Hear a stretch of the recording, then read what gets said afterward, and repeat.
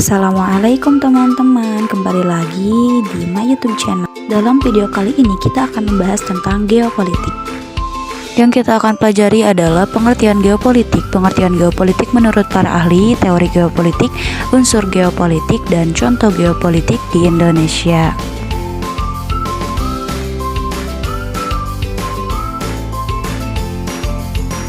Kata geopolitik berasal dari kata geo dan politik.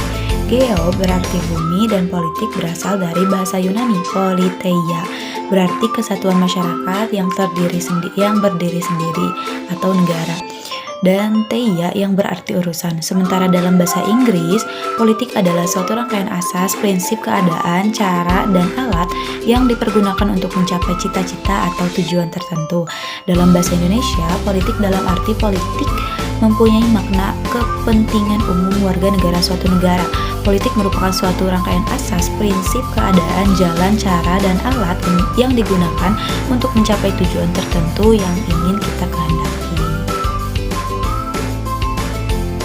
Sedangkan menurut para ahli ada beberapa di video ini, salah satunya ini. Yang pertama itu menurut Rudolf Kjellén, seorang ilmuwan politik Swedia pada awal abad ke-20. Geopolitik adalah seni dan praktek penggunaan kekuasaan politik atas suatu wilayah tertentu secara tradisional. Istilah ini diterapkan terutama terhadap dampak geografi pada politik. Tapi penggunaannya telah berkembang selama abad ke abad yang mencakup konotasi yang lebih luas. Yang kedua ada dari Hagen. Geopolitik merupakan cabang geografi manusia yang bidang kajiannya adalah aspek keruangan pemerintah atau kenegaraan yang meliputi hubungan regional dan internasional, pemerintahan atau kenegaraan di permukaan bumi.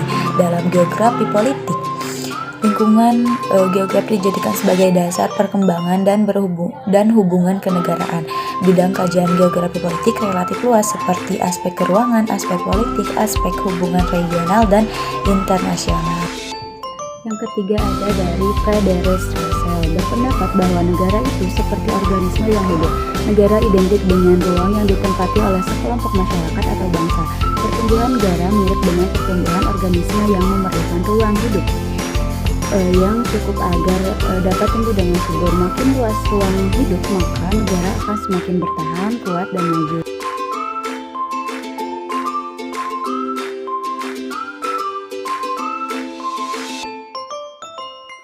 Yang pertama ada dari teori Frederick Russell lagi nih. Pada abad ke-19, Frederick Russell merumuskan untuk pertama kalinya ilmu bumi politik sebagai hasil penelitian yang ilmiah dan universal. Pokok-pokok ajaran Frederick Russell adalah sebagai berikut.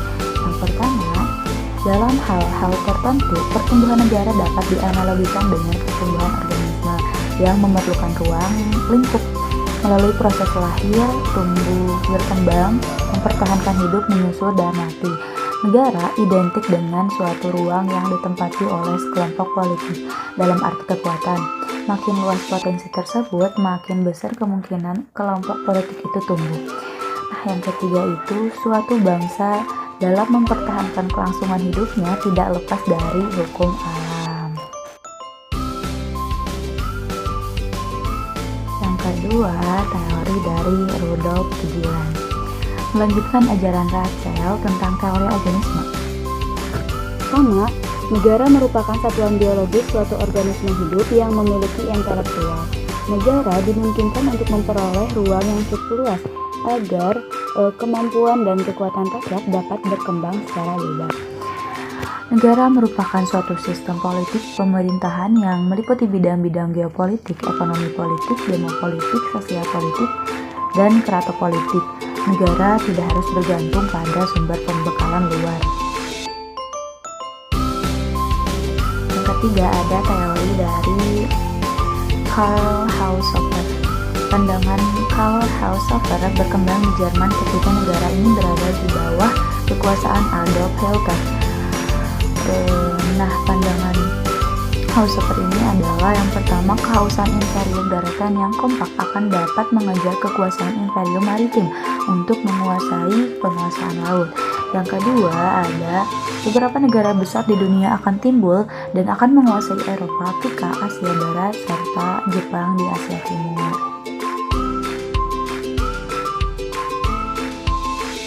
Yang keempat ada dari Sir Halford Mackinder.